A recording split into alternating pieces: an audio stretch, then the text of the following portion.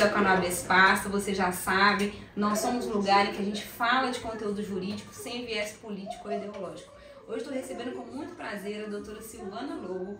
Ela é defensora pública do Estado de Minas Gerais, coordenadora da Escola Superior, também da Defensoria Pública de Minas Gerais, mestre, professor universitário, palestrante e comentarista jurídica. Doutora Silvana, é um prazer te receber, viu? Para mim é que foi uma satisfação muito grande esse convite e surpreendente, né? Que eu acho que eu nunca participei assim de uma possibilidade da gente falar sobre direito, né? Falar sobre situações jurídicas importantes que acontecem no Brasil e no mundo, e ainda com essa possibilidade aí da gente ainda fazer isso cozinhando é muito bom. Verdade. Pessoal, nós vamos falar sobre tráfico humano, mas enquanto a gente conversa sobre esse tema, eu vou cozinhar para a doutora Silvana uma batata recheada. Então, quem quiser reproduzir, vai estar tudo na descrição do vídeo, tá bom? É só acompanhar. Doutora, então vamos começar assim, conceituando para as pessoas o que é tráfico humano no ordenamento jurídico brasileiro. Bom, vamos lá. O que acontece?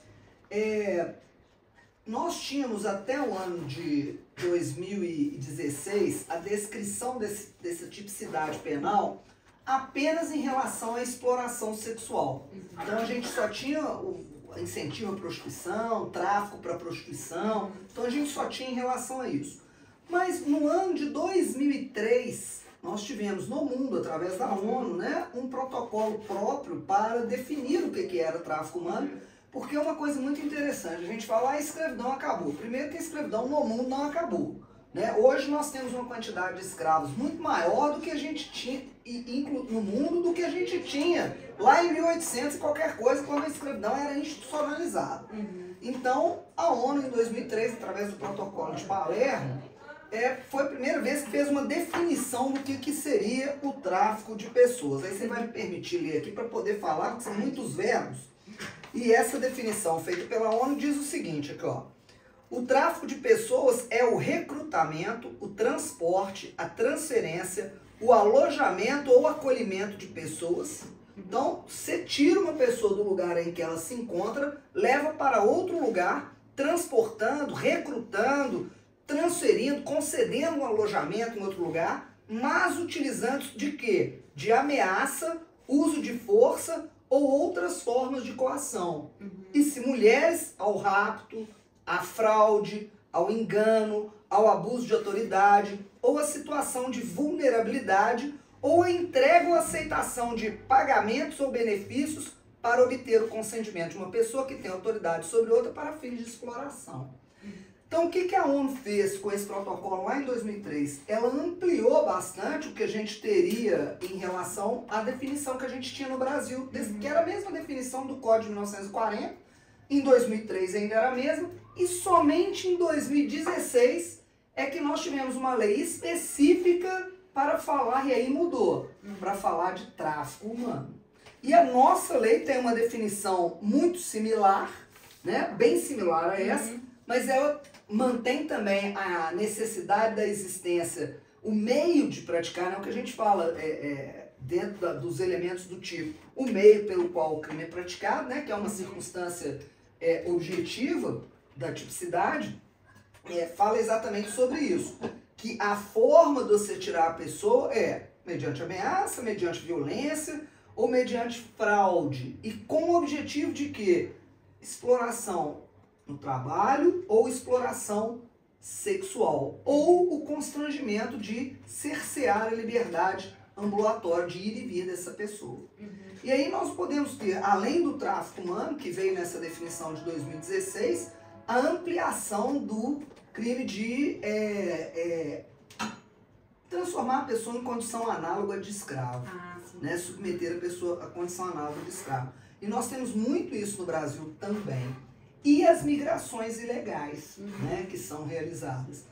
Veja bem, quando a migração, como tem a turma aí que ainda vai para os Estados Unidos usando daqueles, como é que chama aquilo? Coiote, né, para poder atravessar ilegalmente. Quando as pessoas ainda sabem as condições e elas concordam com elas, aí é ele que está praticando uma conduta por conta dele. Mas geralmente essas pessoas são iludidas. Porque não é falado para ele o que acontece realmente, aí depois vai para a boleia de caminhão que é toda fechada, e isso é uma migração ilegal. E quando ele é iludido para isso, nós também temos caracterização de tráfico humano. Mas no Brasil, as principais caracterizações de tráfico humano são exploração trabalhista e a exploração sexual. Essas são as principais características. E geralmente é o quê? Aproveitando a vulnerabilidade das pessoas. As pessoas estão numa dificuldade muito grande, no lugar em que elas moram não há trabalho, não, a condição subhumana de sobrevivência. As mulheres às vezes são o lugar para onde a gente mais tem tráfico humano para fim de exploração sexual é a Espanha. Interessantíssimo isso. E vão para lá para quê? Prostituição, mas isso não é falado. Então são recrutados modelos para irem à Espanha, para poder participar de desfiles, etc. Qual é a moça ou menina numa situação de vulnerabilidade, uma moça bonita, uma moça, independentemente do que é considerado bonito, porque a gente tem belezas diferenciadas. Mas quem é a moça que, numa situação muito difícil, fala, não, você vai ganhar $2.000, $2.000, 2 vezes 6, 12 mil por mês, você pode mandar uma parte para sua família, você vai ter onde ficar, você vai ser famosa, você vai... Qual que é a moça que, tendo condições muito ruins e não tendo esclarecimento, vai se recusar a isso? Aí vai, chega lá que só toma o passaporte, e é finalidade sexual. E não consegue sair. Eu achei muito bom o exemplo da doutora, porque as pessoas têm uma errada concepção de que o tráfico ele envolve esse sequestro, que a pessoa é colocada num porta-malha e vai contra a vontade. E na maioria das vezes não é. A maioria das vezes, pelo que eu tenho pesquisado, é exatamente como a doutora falou, aquele artifício da fraude, né? A pessoa ludibriada, né? Vai para ser modelo, ou vai para fazer babá, babysitter, eu vi muito caso. Não, e vai para trabalhar. Não, a gente tem muito caso de boliviano, de equatoriano, dos nossos aí vizinhos da América do Sul, com esse tipo de problema, porque eles vêm para o Brasil, principalmente para São Paulo, com proposta de quê? São Paulo é o quê? Poxa, São Paulo é uma cidade da América Latina, São Paulo, poxa vida, todo mundo ganha dinheiro, é um centro econômico muito importante. Não, nós temos uma empresa, uma fábrica de tecelagem, então vocês vão trabalhar na fábrica, todo mundo registrado, etc e tal, vai ter lugar para ficar. Realmente tem. Mas o lugar é subterrâneo, fica lá, cabe 5 pessoas, às vezes tem 5 camas, mas tem 80 pessoas dormindo naquele lugar, e ninguém está registrado, nada, e como os caras entraram sem ter visto, sem nada, e não sabem o que acontece, eles tomam os documentos deles, subpagamento, e a gente tem vários casos desses em São Paulo. Isso é trabalho escravo. E também eles usam muito aquele artifício, olha, eu vou pagar a sua viagem, então a pessoa já chega devendo, aí chega aqui, tem que comprar, sei lá, equipamento, mantimento, coisas de higiene, e a pessoa... Porque as pessoas também têm essa... Fica sempre devendo. É porque as pessoas têm essa noção de escravidão, mas dessa escravidão de 1500, que a pessoa é propriedade da outra. Não é bem isso, né? É um artifício que é utilizado ali para a pessoa ficar presa naquela situação. Todos os descumprimentos de legislação trabalhista são consideradas submissão à escravidão atual. Né? Considerado... Porque é exatamente o que você falou. Aquela forma de escravidão você vai encontrar no mundo. E no Brasil também. Você vai ter lugar em que a pessoa não tem noção. Você imagina um menino que nasce numa fazenda, que faz essa exploração com os pais morreram, e ele sobra ali, o que ele entende? Ele não sabe outra coisa, não. Ele tá ali trabalhando e acha muito bom que tenha comida jogada para ele, igual se joga pro cachorro. Tem muito caso de empregadas domésticas, né? Mulheres que são adotadas, né? Acabam trabalhando ali para aquela família. Tem uma menina ótima, ela vai ser como minha filha, vem com 12 anos, meti a mão aqui no microfone. Ela vem com 12 anos, não vai ser igual o filho, claro que não é.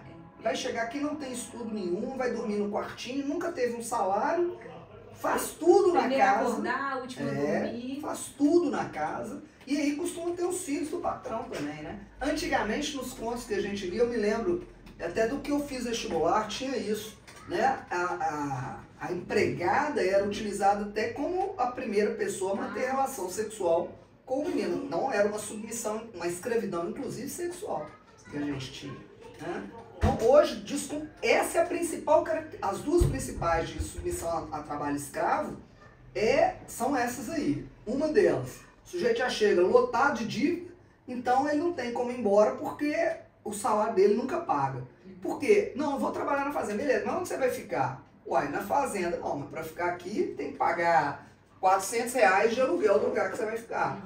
De alimentação você vai gastar mais R$400, já deu 800. Ah, mas você vai tomar banho, etc e tal, tal. Não, mas você quer comprar uma cerveja, a gente vende, mas a garrafa de cerveja aqui custa R$50.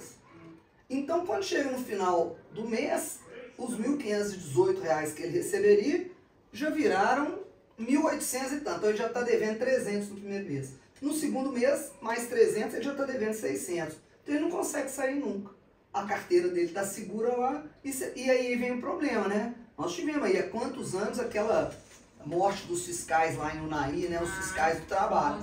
E é por isso, porque os fiscais iam às fazendas e constatavam situações desta natureza ou situações outras. Tem lugar, mas beleza, o senhor veio pra cá e tal, mas onde o senhor dorme? Não, a gente dorme todo mundo aqui, parece uma senzala. Não, mas o senhor não pode dormir aqui, tem que ter cama pra todo mundo. Cadê o banheiro? Não, aqui a gente toma banho no rio e faz as necessidades no mato. Não pode. Isso é submissão à condição de escravo. Não, mas eles estão aqui porque eles querem. Não, não é porque eles querem, porque da onde eles vieram não tinha trabalho. Ali pelo menos ele tem o salário que ele recebe no fim do mês, se ele quiser ir embora ele pode ir, mas ele está submetido a condições subhumanas. Então seria como se considerasse como escravo. Então a gente tem essas duas circunstâncias, que são as mais comuns nesse tipo de conduta. E o problema? E os fiscais? Quando a gente pega aí Ministério do Trabalho, a quantidade de fiscais para averiguar isso, ela é muito pequena. Muito pequena. E outra coisa, a competência é federal, né, geralmente. Não, tem competência estadual também, mas a competência é federal para esse tipo de crime. Trabalho escravo, etc. Quando, infelizmente, o que a gente vê, assim, os processos na Justiça Federal, eles são muito mais demorados, né? Até pela característica da própria Justiça Federal. Se não chega a dar prescrição, que agora eles melhoraram um pouco da prescrição, melhoraram é maneira de dizer, né? A prescrição não corre entre o fato e o recebimento da denúncia mais, mas mesmo assim, entre o recebimento da denúncia e julgamento, minha amiga, nós temos muita coisa que dá prescrição. E são crimes com muitos elementos normativos, ou seja, que depende do juiz verificar o caso concreto. E às vezes a dificuldade de você reproduzir isso com testemunhas e tal é muito difícil. Então depende necessariamente deste processo, vamos dizer, administrativo, que é feito pelos fiscais do trabalho, que vão constatar tudo que tem lá, fotografar. E antigamente então era uma tragédia. O filme era, né, fotografia com filme. Que dia que tinha filme nos serviços públicos para poder pagar para fazer? Nunca tinha. Agora com o negócio digital melhorou muito. Você bate até no celular e aí está digitalizado, resolve o problema. Né? Mas assim mesmo, fica muito baseado nesses relatórios que são feitos pelos fiscais do trabalho. A gente não vê isso. Mesma situação do tráfico humano. Quando vem para levar para trabalhar, né, e que você muda a pessoa de lugar e não enganando, né, sem dar condições. Porque isso é uma outra coisa importante.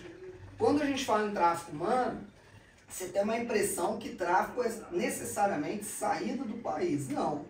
Tráfico também acontece dentro do próprio país. Você pode tirar a pessoa de um lugar e levá-la para outro. Lembrando, você foi muito feliz quando você falou, porque não se confunde com o crime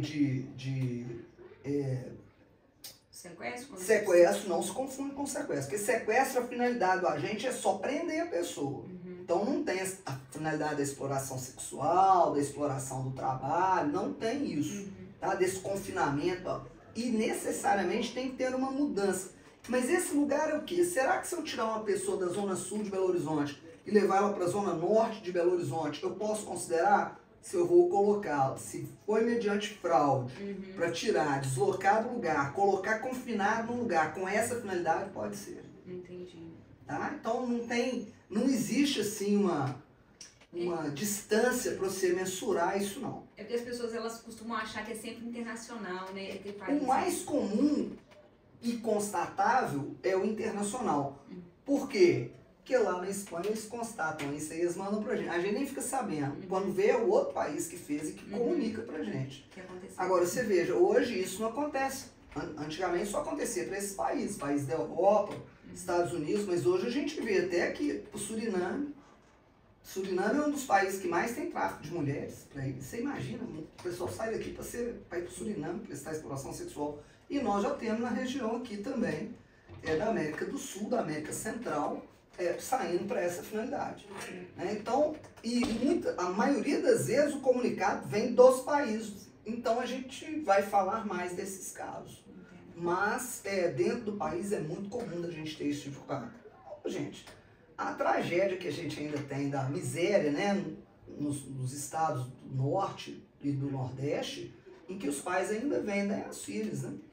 Tem um canal, doutora, não sei se a doutora já ouviu falar, que chama Sobreviver na Turquia. E ela recebe relatos de pessoas que estão nessa situação e ela tenta ajudar de alguma forma. E ela outro dia estava relatando no canal dela de uma menina que veio do Nordeste, né? Ela era uma mulher trans, então ela já tinha dificuldades na família dela. Recebeu um convite para trabalhar numa cafeteria em São Paulo. Chegou aqui, não era cafeteria, era exploração sexual. Mas ela ficou tão presa nas coisas, não sabe, por que você não saiu, né? Você ia pra rua trabalhar, fugisse, né? Procurasse a polícia, procurasse ajuda. Mas ela falou, mas eu não tinha comida, não tinha dinheiro, não tinha roupa. Eu ia na polícia, depois eu ia voltar pra onde? Né? Então, assim, acontece. Né? Acontece. E aí as pessoas não acreditam, porque isso é o que eu faria, você faria, né?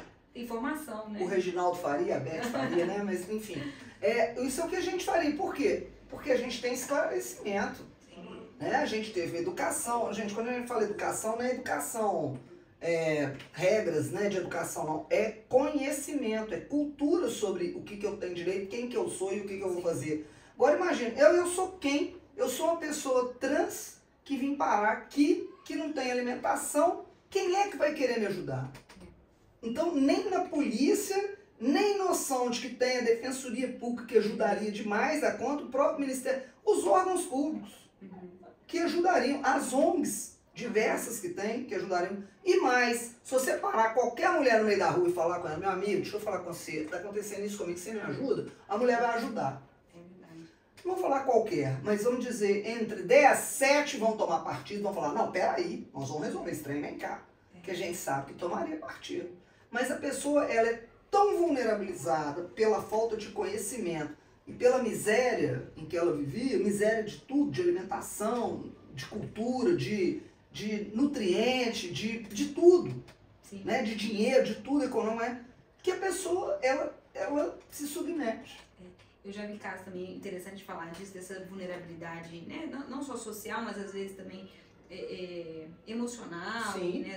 E afetiva e tal, de meninas que saem daqui do Brasil sabendo que vão fazer programa no exterior, ou seja, elas sabem que elas vão fazer programa, mas chega lá, elas ficam refém, porque elas ficam retidas.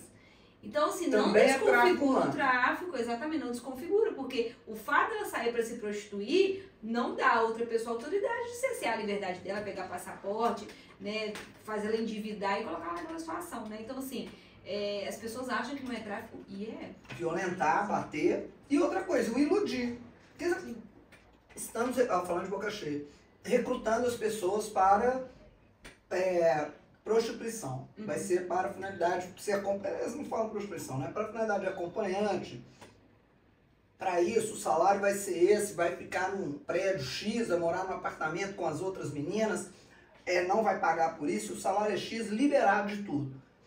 Vamos conseguir vistos onde há necessidade, vamos ajudar em tudo. Beleza. Chegou lá, é isso aí, tá tudo certo.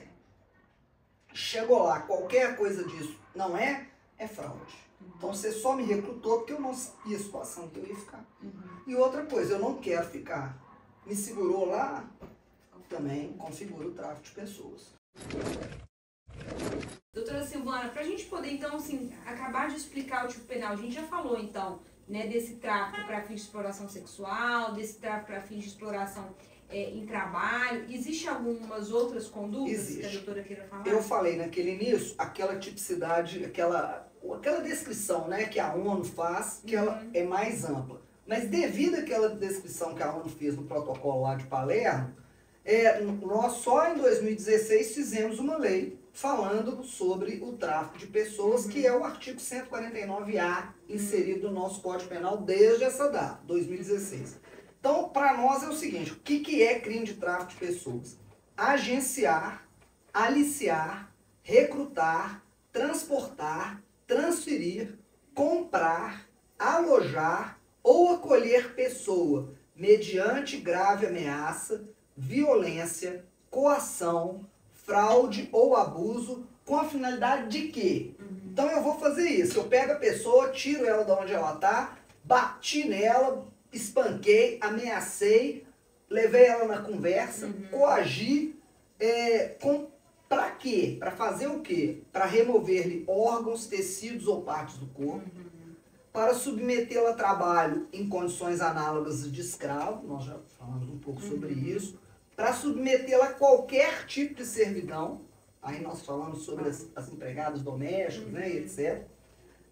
Para adoção ilegal, esse é importante que a gente fale, ou para finalidade de exploração sexual.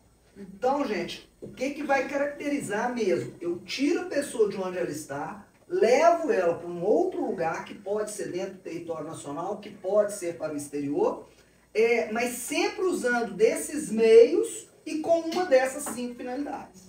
É isso que caracteriza o tráfico humano. E o seguinte, a pena é uma pena até razoável, de 4 a 8 anos, mas ela tem uma causa de aumento de pena de 1/3, ela vai ser aumentada de 1/3, se for um funcionário público no exercício das suas funções, porque de vez em quando a gente vê isso aí, né? O sujeito aí tem função, muito pelo contrário, ele tem função de proteger crianças, de proteger mulheres, e o cara tá ali aprontando. Se o crime for cometido contra criança, adolescente ou pessoa idosa ou com deficiência, e aí nós temos muita criança aliciada para exploração sexual, para adoção irregular. Para adoção irregular. Bom, se o agente se prevalecer de relações de parentesco, domésticas, coabitação, hospitalidade ou dependência econômica, autoridade ou superioridade, que também está certo, é um familiar ou, né, a pessoa está submetida ali. Se a vítima do tráfico de pessoas for retirada do território nacional. Então, se for tráfico internacional, a pena também é aumentada. Então, e as pessoas, né, que são submetidas a isso são vítimas. Sim. Elas não colaboram para isso, não. Então, a gente pode ter pais praticando isso aqui, né? Nós podemos ter diversas pessoas. E outra coisa, eu não preciso ter uma quantidade grande de pessoas para que se caracterize tráfico de pessoas, não. Embora o crime diga isso, né?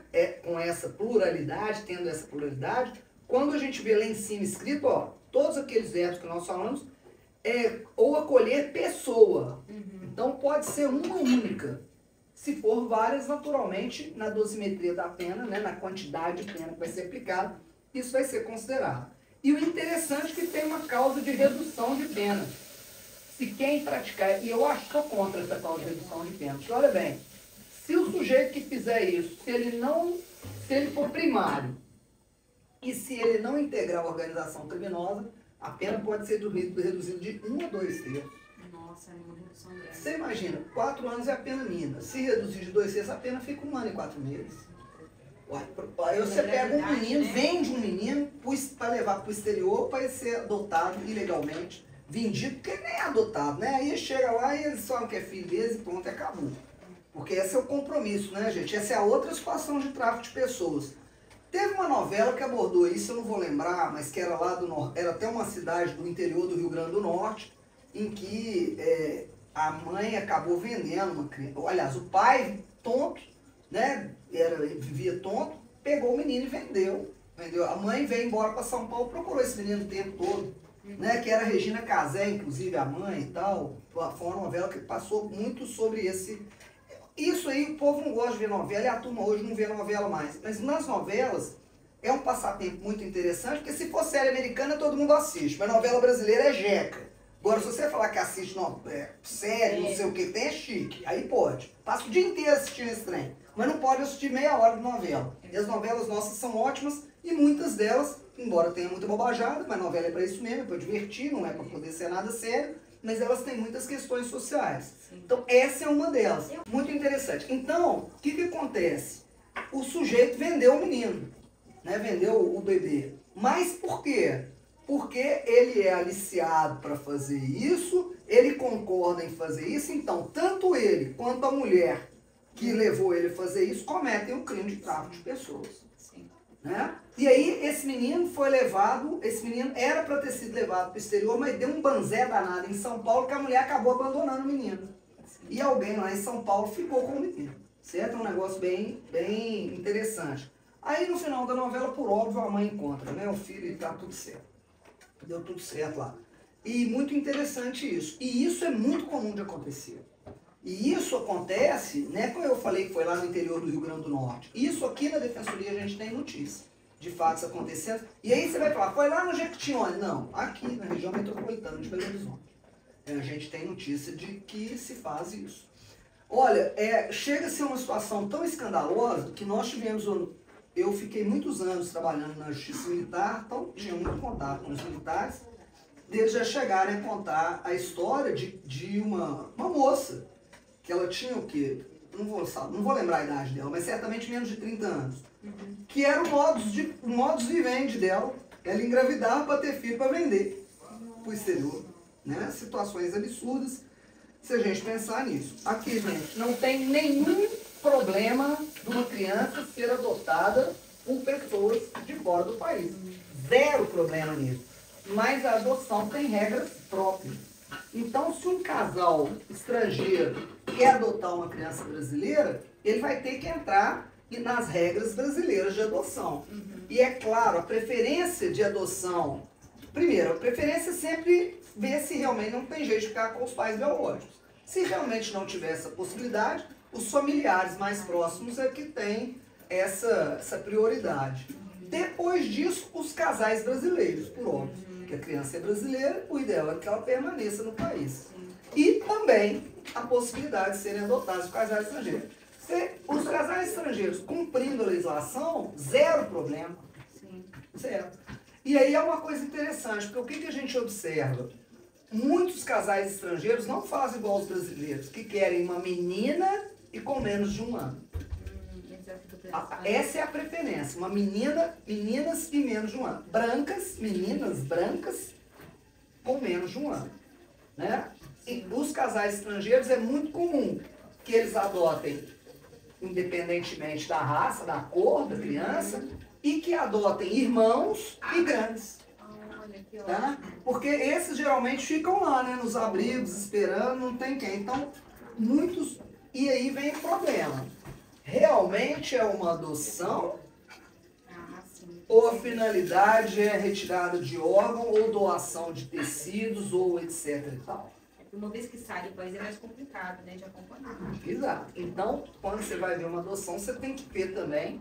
E aí, estas adoções ilegais, muitas vezes não é só adoção. A finalidade é retirada de órgão, doação de tecido, né, esse tipo de situação. Eu, para ser muito sincero, eu nunca soube de um caso concreto desse. Eu lembro a gente até comentou aqui, né, a gente já ter ouvido, eu também me lembro da minha mãe falando isso. Ó, deu aí no jornal que o sujeito foi encontrado, né, ele bebeu demais, jogaram alguma coisa dentro da bebida dele, ele dormiu e ele foi achado dentro de uma banheira cheio de gelo, cortado, né, aqui na região dos rins, que tinha sido retirado o rim, cheio de sangue, não sei o quê. Isso nunca foi concretizado. A gente joga isso aqui para procurar, não existe. Né? Não existe nem a notícia, você não acha. Então, nós tivemos aí uma denúncia feita pela então ministra da Mulher, né? Eu acho que era ela, a Damares, hoje senadora, e ela inclusive pediu desculpa por isso depois, porque ela disse que lá na Ilha de Marajó teria retirada de órgãos de crianças, e ela disse que a fonte de conhecimento dela era o Ministério da Justiça. O Ministério da Justiça falou, aqui não. Nós não temos essa denúncia desses fatos acontecidos na Ilha de Marajó. O governador do Pará também pintou o pé lá que não tinha isso. E aí é que trem, constatado, não foi. Né? Eu nunca tive uma notícia concreta de ver um caso concreto desse, não. Não estou dizendo que não aconteceu. Até porque todas essas 5 finalidades do tráfico de pessoas aqui, nós temos subnotificações. Ótimo, eu ia perguntar exatamente isso, assim, você até falou um pouquinho, né, quais são os órgãos que têm o papel de investigar, de acompanhar esse tipo de crime, e por que é tão difícil, às vezes, a gente de punir? Porque realmente a gente tem a impressão de que não acontece, mas porque a gente não vê na grande mídia, né, pessoas sendo presas, condenadas por esse crime. Fala um pouquinho disso. Muito bem. O que acontece em relação a isso? Não é uma investigação fácil. Primeiro, você acabou de falar, você mesmo contou o caso da moça trans que veio do Nordeste e que ela mesma não se sentia no direito de ter direito de ser assistida. Então, vamos admitir que essa moça tenha conseguido se livrar dessa situação toda. Isso não chegou ao conhecimento da polícia, né? Não chega ao conhecimento. Então, quantas desses casos não chegaram? Então, às vezes, na maioria das vezes, não se fica sabendo. Porque a vulnerabilidade da pessoa submetida a essa situação é tão grande que ela ficou livre, ela larga para lá, o cara que estava em trabalho escravo, ele larga para lá e vai embora, volta para a terra dele e está tudo certo. Olha, muitas das vezes, quando se vai lá e ainda, olha, vem um ônibus para tirar as pessoas, eles saem de lá revoltados. Aí agora, como é que eu vou fazer? Com o quê, né? Vou voltar para minha terra, e aí? Quem vai pagar minha comida? Como é que eu vou fazer? O sujeito fica desesperado, né, naquilo. Então, é uma situação difícil isso. Adoção ilegal, mesma coisa. É só que quando efetivamente se pega, é como eu te falo, muitas das vezes se pega lá, não é cá não. E aí é comunicado pra gente. Então tem uma dificuldade de investigação, nós temos poucos fiscais de trabalho para isso, né? Nós temos poucas situações que chegam ao conhecimento do poder público para que ele investigue. Então, por isso é interessante, nós estamos no 4º Plano Nacional de Combate ao Tráfico de Pessoas. O primeiro foi lá em 2004, a gente tem algumas épocas saltando, eles são planos longos, esse que está em vigência foi do ano passado, 2024 até 2028. Mas para você ter uma ideia, o de 2018 a 2022, que deveria ter soltado um relatório em 2023, não tem. Nós só temos um relatório de 2017. Mas aí o Senado fez algumas coisas, ele tem alguns dados de 2022, né? Nós não temos ainda aquela cultura desse combate ao tráfico de pessoas. Não é uma cultura do brasileiro ainda fazer isso. Em 2023, dia 30 de julho, até bom que nós estamos próximos, o dia 30 de julho, é o dia do combate mundial ao tráfico de pessoas. Em 2023 ele foi altamente comemorado, vamos dizer assim, palestras, foi bem difundido. Não teve, em 2024 ninguém falou nada e nós passamos agora, porque é o 30 de julho de 2025. O que você ouviu falar sobre isso? Não ouviu lugar nenhum. Ninguém falou nada sobre isso. Então, o Plano Nacional é muito interessante. Tem tanto medidas preventivas quanto assistenciais, né, do que fazer para isso. E sempre nesses planos está o quê? Educação. Né? Educação, trabalho para ser dado a essas pessoas para que elas tenham condições de não precisar sair de onde elas se encontram e não se submeterem. Então, todas essas circunstâncias. Agora, efetivamente, o que a gente vê que é feito? É pouco. Então, para a situação, e nós temos aproximadamente 2,5 milhões de pessoas em situações dessas. E aí, muito importante, né, que a gente fale sobre a diferença aí dos refugiados. Interessante. Tá? Refugiado não tem nada a ver com isso que a gente está falando aqui. Pessoas refugiadas são pessoas que estão sofrendo ser vistas nos seus países de origem, que a gente há de convir, não é o caso do Brasil. Assim, numa democracia muito nova que nós temos, né, ainda, eu chego a dizer que tem hora que eu nem sei se é democracia mesmo, que nós andamos aí numa ditadura do judiciário, numa ditadura para tudo quanto é lado, mas, enfim, pelo menos direito de falar o que eu penso eu tenho, direito de trabalhar onde eu quero eu tenho, direito de estudar a gente tem, né? A gente tem direitos de nacionalidade. De nacionalidade, exato.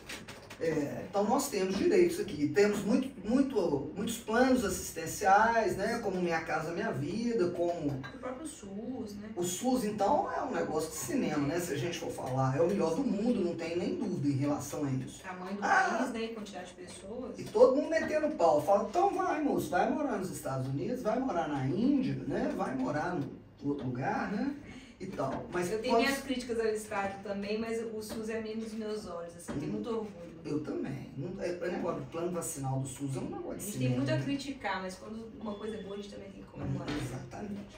Então a gente tem muita assistência à população aqui, não só para o brasileiro. Vocês veem, se for ver, o plano que foi feito para receber os refugiados da Venezuela. Sim. E vieram em refúgio grande por quê? Fome, miséria, perseguição política, espancamento e tragédia. Vieram. E tem muitos aqui em Minas, tem no Rio Grande do Sul, e foram feitas várias medidas para poder acolher essas pessoas. Os sírios, muitos sírios vieram para o Brasil, com essa guerra lá terrível, estranha que acontece lá todo dia. E a gente vê que a nossa situação, a gente não recebe refugiado como a Europa recebe ali da África por motivos evidentes. que ali eles praticamente veem o outro lado e, através de aqueles barcos ridículos, né? Barcos perigosos aqui, morre muita gente naquilo. Então, refugiado é outra situação. Refugiado está sofrendo serviço, guerra, problema sério, e eles vêm pedir um asilo político. Aí não tem nada a ver com negócio de imigração ilegal, nada a ver com isso. Imigração ilegal pode ser, sim, tráfico de pessoas. Se as pessoas estão sendo levadas sem saber das condições, transportadas para outro país, a gente pode ter finalidade para qualquer forma de servidão que seja. Sim. Né? Como a gente tem descrito aqui, a gente pode ter essa característica. Então a gente tem que ver no que se trata isso aí. E pode até ser que, assim, por ser um refugiado, ele fique numa vulnerabilidade tal, sujeito ao tráfico. E pode, mas pode uma coisa estar. não leva a outra, não. né? Então vamos admitir, uns venezuelanos que vieram, beleza, e vieram para Belo Horizonte. Chegando aqui, apareceu um sujeito e falou, não, gente, eu vou levar vocês para uma fazenda aqui no sul de Minas para catar café. Chegou lá em condições subhumanas, sem pagar o salário devido, sem fazer isso, sem respeitar as legislações trabalhistas a respeito, a gente pode ter o tráfico de pessoas em relação a eles. Eles eram refugiados e eles não vão ser vítimas de tráfico de pessoas porque eram refugiados, Sim. mas porque foram submetidos a essas condições que nós lemos aqui, que nós falamos, que está escrito na lei penal. Perfeito. Não é? Por que isso não chega tanto a conhecimento e quais os órgãos, né? Ô, gente, coitada da Polícia Federal não tem sossego, né? Em que pese que eu ando meio bravo com eles aí, mas a Polícia Federal não tem sossego, né? Os deputados, senadores e companhia limitada, eles dão trabalho demais à Polícia Federal, né? Eles deveriam colaborar, mas eles precisam ser investigados, aí vira uma confusão danada, né? E a polícia gasta tempo com eles. Vide aí esse processo do Bolsonaro, esse negócio do Bolsonaro, não sei quantas 1000 páginas de inquérito policial, tá doido? Olha o tempo que isso foi gasto, olha o tal. Quer dizer, o pessoal devia colaborar também, né? Quem tá nessas camadas. Não colabora. Aí dá esse tipo de problema. É difícil, porque o contingente da Polícia Federal, e é óbvio, age muito uma polícia de inteligência, né? Porque a quantidade de crimes que eles apuram é bem menor do que a gente tem para as polícias civis dos estados. E aí é o caos realmente, né? Porque não é que é o caos, gente. Como é que a gente fala isso? O crime cresce demais da conta. O crime cresce em proporções geométricas e a polícia aumenta em condições aritméticas. O Estado tem que ficar correndo atrás de bandido o dia inteiro, porque eles vão inventando. E fraude agora, a fraude agora é eletrônica. O sujeito mais fraude do mundo inteiro, onde ele está. É difícil isso, não é simples. Então a gente já tem isso, a dificuldade investigativa, a dificuldade de chegar a conhecimento tal, que é muito diferente. A mulher que sofre violência do marido, a polícia fica sabendo, o vizinho fala, a mãe liga, as moças do elevador, sinceridade, né? Não tem nem que falar sobre isso. As moças do elevador, espancada no elevador, foi filmado, até o síndico tem o dever de falar sobre isso e tal. Então são crimes mais fáceis de chegar a conhecimento, esses não são. Né? Geralmente é uma rede organizada, muito organizada que vai fazer com isso, recursos, com às dinheiro, vezes até com e os caras somem, desaparecem. Quando você vai procurar o sujeito, o nome não era aquele, né? É um negócio complicado, não é simples de apuração. E a Justiça Federal, que ela é um pouco menos rápida do que as demais justiças, pela quantidade de processos que tem e pela exiguidade de varas federais que nós temos, comparando com as varas comuns, vamos dizer assim. Né? Então temos uma dificuldade maior em relação a isso por causa disso. Mas, em chegando ao conhecimento, esses órgãos têm feito esse tipo de apuração. E aí, gente, procurar a OAB, procurar a Defensoria Pública, procurar o Ministério Público, procurar as ONGs, procurar o próprio Tribunal de Justiça, o juiz, e falar isso com ele, ou qualquer órgão, a Câmara Municipal, os conselhos municipais da mulher, né, que nós temos, os municípios todos têm hoje. Então, o Conselho da Mulher, né, pedir auxílio, isso precisa ser feito. E mais, né, gente? Você desconfiou, poxa, tá vendo ali, tem um engraçado, tem um trem ali, o povo entrou para trabalhar, eles não saem de lá de jeito, um trem atrapalhado aquilo. Não é fazer uma denúncia falsa, mas é explicar, olha, está acontecendo isso, eu estou achando isso muito estranho, as pessoas não saem dali, e a gente ouve eles conversando, são pessoas com uma linguagem diferente da nossa, ou espanhóis, então você vai ver que tem alguma coisa estranha acontecendo. Aqui mesmo em Belo Horizonte, não tem uns 4 anos, eles descobriram aí que tinham, eram refugiados que foram trazidos para isso, mas estavam sendo explorados, exploração do trabalho, né? E estavam em condições subhumanas, com comida vencida, um trem horrível aqui, dentro de Belo Horizonte, né? Então é uma dificuldade maior realmente em relação a isso. A minha última pergunta, acho que a doutora até falou um pouquinho, que era quais são os direitos dessas pessoas, né? A quem elas podem recorrer, quais são os meios. Você falou muito da Defensoria Pública, né? Que também pode ajudar de alguma forma. Nós temos abrigos, né? Que essas pessoas podem ficar depois de serem acolhidas. Nós temos abrigos tanto públicos, as prefeituras têm como fazer isso, e nós temos organizações particulares, né? Que também fazem essa ajuda. Mas pode ter certeza, se procurar o município, não vai ficar sem ter ajuda. Se procurar a polícia, liga 190, liga para a polícia militar, vai ter uma ajuda. Sim.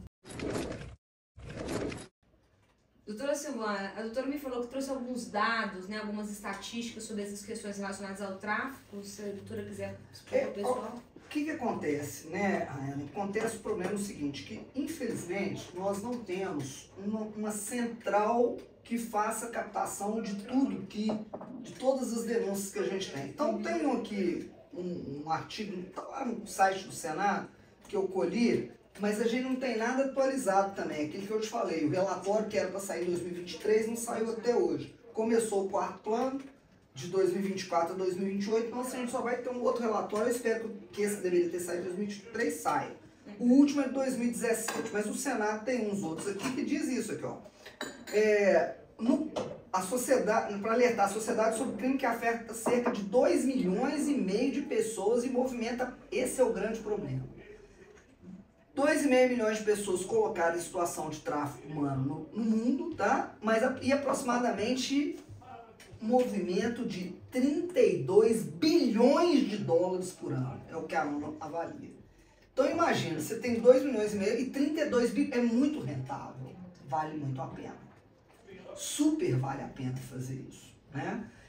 Aqui no Brasil, entre 2012 e 2019, então olha bem, em 7 anos, nós tivemos um registro de 5.125 denúncias de tráfico humano no Disque Direitos Humanos. Então, o fato, né, que é o Disque 100, e 776 denúncias na Central de Atendimento à Mulher, que é o 180. Né? Esses são canais lá do Ministério de Direitos Humanos e Cidadania. Entre os anos de 2010 e 2022, foram contabilizadas 1.900, olha que interessante isso, 1.901 notificações no Sistema de Informação de Agravos de Notificação do Ministério da Saúde. Então foram pessoas que foram atendidas em área de saúde, que foi constatado alguma dessas situações e feita a comunicação. E isso é muito importante. A gente vê a própria mãe dessa segunda moça agora agredida no elevador, ela fala isso, que ela só procurou a polícia porque o médico que atendeu a filha, que ficou 5 dias internada no CTI, ainda está internada, falou com ela. Só não pode falar isso não, ela é vítima de agressão, não é a primeira vez. Isso precisa ser denunciado. Ela falou, mas ela não quer que denuncie, mas ela não tem que querer. A senhora tem que fazer. Aí que ela tomou coragem para fazer. E o cidadão, uma coisa sem sentido o negócio aqui. O dos 60 socos nem se fala. E ainda tem um outro dado aqui importante, porque é o que mais a gente consegue apurar a respeito de eu falar da dificuldade. 60.251 trabalhadores foram encontrados em condições análogas à escravidão entre 95 e 2022. É muita coisa, gente, se a gente for pensar. Segundo os dados do Observatório de Erradicação do Trabalho Escravo e do Tráfico de Pessoas. Então você está vendo que são todos organismos que... Mas você não tem uma centralização de dados de um só lugar. Sim. E isso tudo, todo mundo conclui a mesma coisa, é subnotificação. Você vê, às vezes encontra lá uma empregada doméstica, feito a gente viu em Patos de Minas, sendo que ela era desde menina praticamente, veio desde o avô, depois veio para a mãe, agora estava com a filha, que já não é uma pessoa jovem, já é uma pessoa da minha idade para cima, então é jovem, né? Não é jovem. Da minha idade para cima. Eles fizeram com que ela se casasse com, sei lá, um tio-avô, que era solteiro ou viúvo, porque ele era do exército, para deixar a pensão, mas não ficou para ela também não. Eles botavam o dinheiro no bolso e ela era lá num quartinho, não tinha lugar para sair, não podia ir nem à missa, não tinha roupa para sair. Não, mas ela era como se fosse da família. Não existe isso. Isso eu me lembro da minha professora, a professora Alice, que era professora de Direito do Trabalho, ela já faleceu, foi, a época não era juiz, desembargadora no tribunal, no TRT nosso aqui, e ela falava isso, eu me lembro dela, claramente dela falando isso no primeiro dia de aula. Trabalhador sem carteira é igual trabalhador pelado. Você teria um trabalhador pelado dentro da sua casa? Não teria. Então o sujeito não vai trabalhar pelado, ele não pode trabalhar sem carteira. Ah, mas ele não quis, não existe não querer. Se ele não quiser, você contrata outro. Ele tem que querer a carteira, porque senão ele está pelado, ele está sem roupa dentro da sua casa. E isso é uma obrigatoriedade que existe. Né? E aí as pessoas vêm com esse trem. Então isso é muito, infelizmente no Brasil, isso é muito comum com o caso das pessoas que ainda trabalham em casa de família. Né?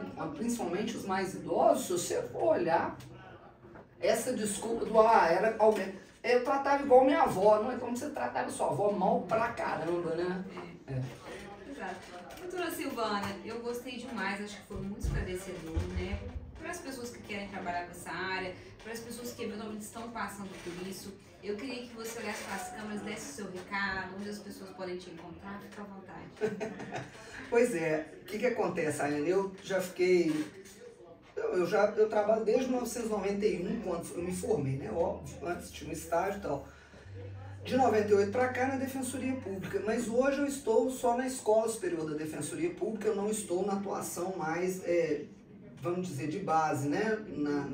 Atendendo as pessoas. Mas se quiserem me procurar na Escola da Defensoria Pública, estejam à vontade, podem entrar no site, meu e-mail está lá, é silvana.lobo@defensoria.mg.def.br. E aí, gente, eu ia falar para você. Se você tem uma vizinha que tem lá uma senhora que trabalha, essa senhora, você está achando aquilo meio esquisito, faça a denúncia. Né? Tem aqui o número do DISC, diz que avisa. Né? O 180 da mulher, o 160 do tráfico de pessoas. Isso, você não precisa dar nome. Fala o que é que está acontecendo, o que você está vendo diferente. A gente precisa ter uma sociedade melhor. Talvez o senhor se lembre, teve aquele caso também de uma procuradora, se eu não me engano, da República, que pegou uma menina supostamente para adoção, ela acorrentava a menina. Lembra? Uma coisa... Eu lembro, eu vi outro de uma entrevista, essa menina tá adolescente, uma mulher já... uma coisa horrorosa. Mas o trauma não vai sair dessa moça nunca, tudo bem, ela foi assistida, então é uma coisa horrorosa um negócio desse. Aí pensa, uma pessoa altamente esclarecida, né? Com esse tipo de conduta, então repara isso, observe com quem você convive, faça parte da sua sociedade. Vamos alertar para fatos como esse. É estranho, a filha da sua vizinha, ela foi ser modelo na Europa. Tá, mas procure saber da sua vizinha, e aí?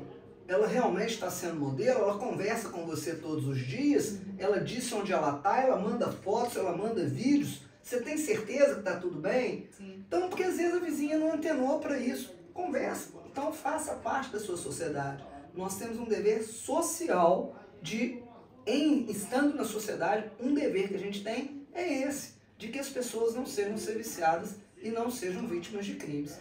Nós temos também. Eu não vou meter colher, não tem nada a ver com isso. Pois é, nisso aí é que às vezes a gente pega fogo dentro de casa e ninguém viu, porque ninguém quer se intrometer. Nós precisamos ser, e isso eu sinto muita falta, sabe? A gente falava isso. O Brasil melhorou muito o mundo, né, gente? Tecnologia, que trem total. Mas, em compensação, nós evoluímos muito em sociedade. Nós deixamos de ter aquele vizinho para sentar, conversar com ele. A gente sabia da vida do vizinho, né? Tem a fofoca também, né? Da porta de casa, que tem fofoca, é uma delícia. Mas a fofoca era boa porque você sabia da vida dos seus vizinhos, né? Claro, estamos falando da fofoca útil, né? Que ajude, a conversa. Para você saber, é saudável, sem prejudicar ninguém. Mas hoje ninguém quer saber de nada. Às vezes você mora e tem 4 vizinhos num andar, você nunca viu a cara dos outros 3 que moram no seu andar. E nem tem interesse em fazer isso. Quer dizer, isso é uma involução, porque nós sendo sociáveis a gente tem essa obrigação. Então, põe o olho em quem está na sua proximidade e observa se você acha que está tudo normal. Se você achar que não está, faz uma denúncia nesse sentido, eu acho. E vamos ajudar a nossa sociedade. Eu tenho muito a agradecer, eu adorei, viu? E vocês não vão provar, um trem tá bonito aqui, viu, gente? Ó. Doutora, mais uma vez, muito obrigada pela disponibilidade, viu? Vocês que nos acompanharam até aí, muito obrigada. Comenta qual é a parte que mais te impactou. Segue o canal, curte, compartilha. E até o próximo vídeo.